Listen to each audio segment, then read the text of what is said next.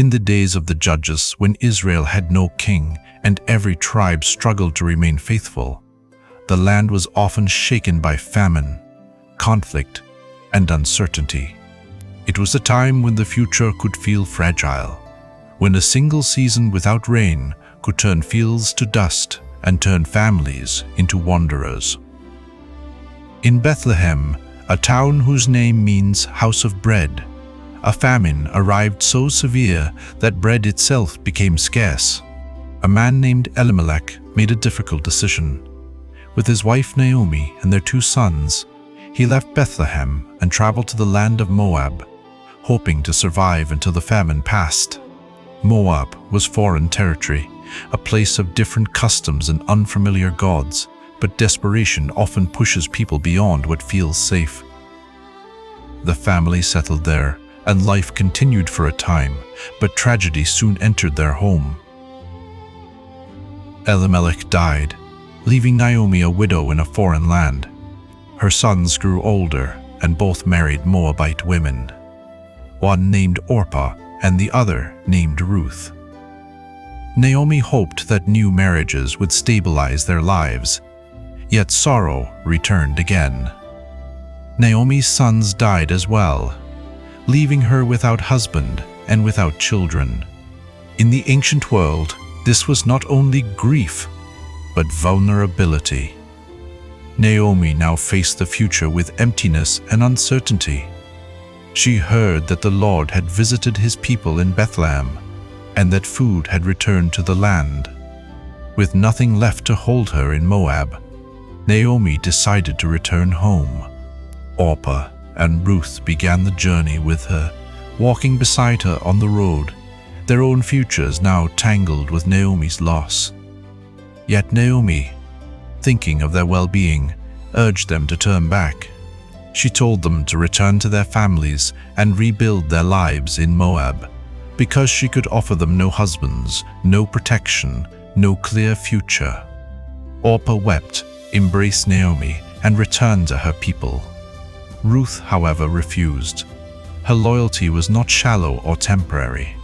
Ruth held on to Naomi and declared that she would not leave her. Why do you come with me, my daughters? Go back to your mother's homes. I will not leave you. Where you go, I will go. Where you lodge, I will lodge. Where Naomi went, Ruth would go. Where Naomi lived, Ruth would live. Naomi's people would become Ruth's people, and Naomi's God would become Ruth's God. In that moment, Ruth chose a path of devotion that would reshape history. The 2 widows continued on together, crossing the dusty roads back to Bethlehem. When they arrived, the town stirred. People recognized Naomi, but she no longer looked like the woman who had left. Her face carried years of sorrow. Naomi told them not to call her pleasant, but bitter, because she felt emptied by hardship. Do not call me Naomi, call me Mara, for the Almighty has dealt very bitterly with me.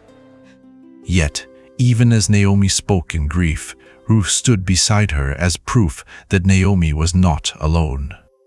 The timing of their arrival mattered. It was the beginning of the barley harvest, a season when fields turned gold and workers spread across the countryside gathering grain. Naomi and Ruth were poor, with no land and no income. In Israel's law, however, God had commanded that landowners leave the edges of their fields unharvested so the poor and the foreigner could glean what remained. Ruth stepped forward to do this humble work. She went out into the fields and began gathering leftover stalks behind the reapers, bending low under the sun, hands dusty, clothing simple, the work demanding and quiet. The field she entered belonged to a man named Boaz, a relative of Elimelech. Boaz was a man of standing, known for strength and integrity, a figure respected in Bethlehem. When he arrived at his field and saw Ruth among the gleaners, he asked about her. He learned that she was the Moabite woman who had returned with Naomi, the one who had left her homeland to care for her widowed mother-in-law. Tell me, to whom does that young woman belong? She is the Moabite who came with Naomi from the country of Moab. She requested to glean among the sheaves. Boaz approached Ruth, not with suspicion, but with kindness. He told her to remain in his fields and not to go elsewhere, promising that she would be safe. He instructed his workers not to trouble her, and he invited her to drink from the water drawn for the harvesters. Ruth was astonished. She asked why she, a foreigner, should receive such favor. Boaz answered that he had heard of her devotion to Naomi, and he blessed her, saying that the Lord would repay her, and that she had come to take refuge under the wings of Israel's God. Why have I found such favor in your eyes? That you should notice me, since I am a foreigner. May you be richly rewarded by the Lord, the God of Israel, under whose wings you have come to take refuge. That day, Boaz welcomed Ruth into the community of the field. He invited her to eat with the workers, and he quietly instructed his men to leave extra grain behind for her to gather. Ruth returned to Naomi, carrying far more barley than would normally be expected. You are welcome here, Ruth. Eat and refresh yourself. Thank you, Boaz. May I have some water? Naomi was stunned and asked where Ruth had gleaned. When Ruth named Boaz, Naomi's grief shifted into something new: hope.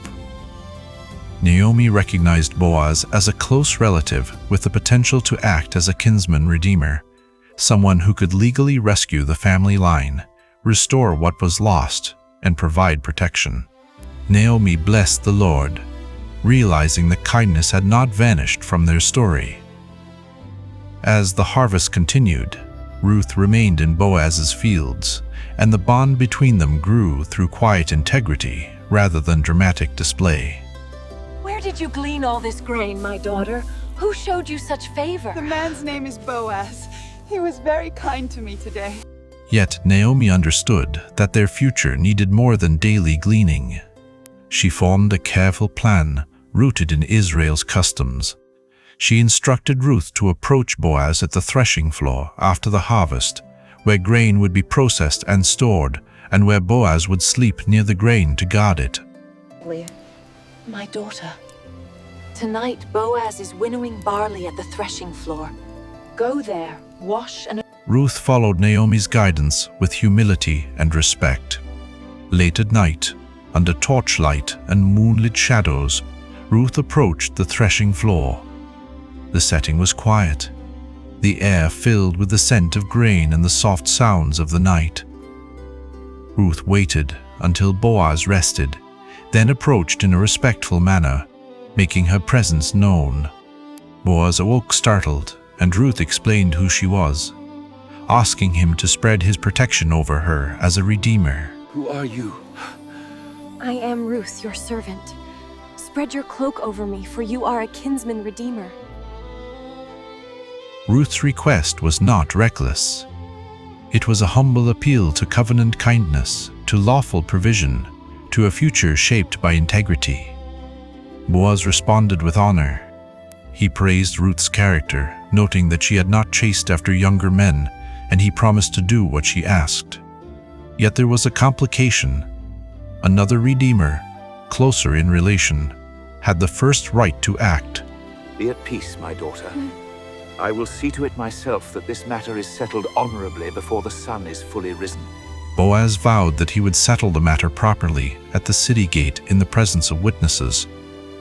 Before dawn, he sent Ruth back to Naomi with a generous portion of grain, a sign that he would not leave them empty. Naomi recognized the meaning immediately. Boaz was moving with purpose. The next morning, Boaz went to the city gate, where legal matters were decided. Elders gathered, and the nearer redeemer was summoned. Boaz presented the situation. Naomi was selling the land that belonged to Elimelech, and the redeemer had the right to purchase it to keep it within the family. The nearer redeemer initially agreed, but Boaz then added the full requirement. Along with the land came the responsibility to take Ruth, the Moabite widow, to raise up the family line, and preserve the inheritance. At that, the nearer Redeemer hesitated and declined, unwilling to endanger his own estate. He removed his sandal and handed it to Boaz, a public sign that he surrendered his right. The elders witnessed and confirmed Boaz's redemption. In that moment, the story turned from survival to restoration. Boaz took Ruth as his wife, and their union became a testimony that God can weave hope through hardship.